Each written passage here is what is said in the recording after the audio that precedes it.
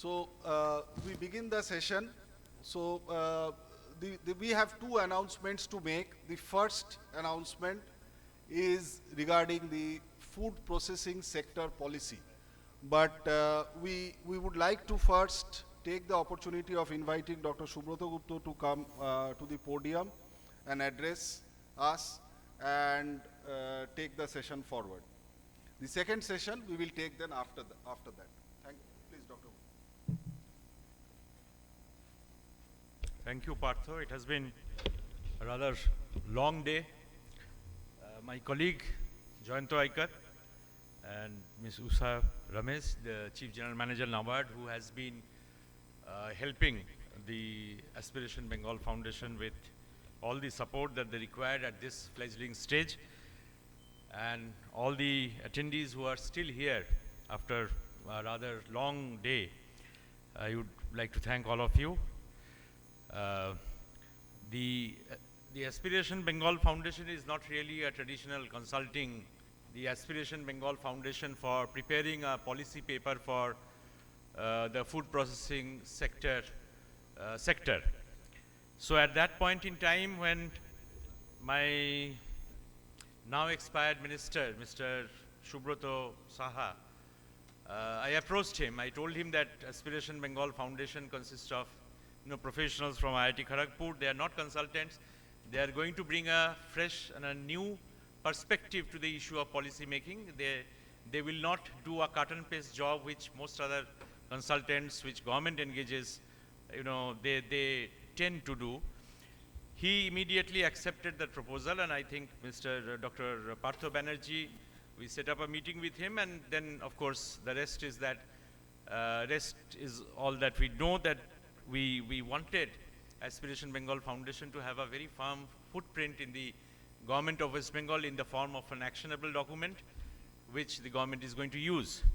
Unfortunately, Sri Saha passed away yesterday morning from a massive cardiac arrest. So may I request all to observe a minute's silence in his honor. So as I mentioned, that this food processing sector policy document is not going to be a run-of-the-mill document.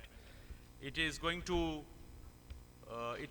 be hopefully a path-breaking effort on the part of the ABF and also on the part of this department, and it will be, as I mentioned, an actionable document.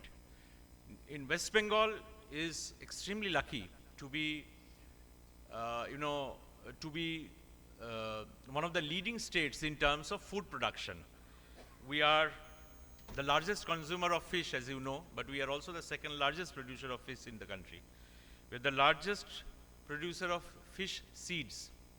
We are the largest producer of vegetables in the country. In fact, most of the common vegetables which you find in your plates, cabbage, cauliflower, cucumber, capsicum, brinjal, all of these, West Bengal is number one in the country.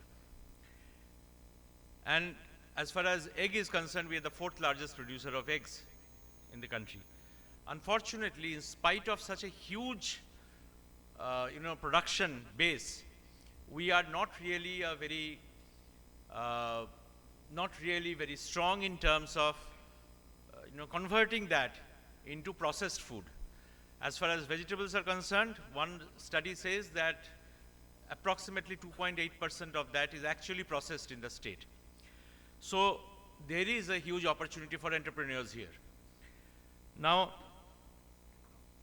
this particular policy document, therefore, is going to look at what other states have done. It is going to look at the government of India policies on this area, but is also going to focus on 5 specific areas which are the highlights of the policy. Number 1 is that generally governments tend to have a scheme outlook, that we have this scheme or that scheme, we have an incentive scheme, we have this sort of a support scheme. From a scheme outlook, this policy aims to take a project outlook, which means that possible potential projects will be identified, entrepreneurs will be invited to choose one of those projects, and if they would like to have their own projects, they are also welcome, but government support will be in the form of projects. Second is that there is a lot of infrastructure which has been built over the years, but many of them are suboptimally used. So while building new infrastructure, whether we could also utilize the existing infrastructure and whether we can revive some of them. In fact, our department has had some experience in implementing successful PPP projects. You'll be happy to know that we had horticulture research and development farms, and a couple of them were not used for more than 50 years. They were lying idle. And through a PPP model, we have been able to not only utilize them, they are now producing almost 40% of the planting material requirement for horticulture in the state. Third is the vehicle for entrepreneurship in the food processing sector. And for that, we would like the policy to focus on self-help groups and the farmer producer organizations. Both of these are very powerful entities which can, especially in the small and medium sector, which can transform the food processing sector in the state. Fourth aspect is the support system. So while there is a requirement of standards and things like laboratories, food testing laboratories, there is not enough of these facilities in the state. So entrepreneurs will be invited to set this up, and we will like to support these entrepreneurs.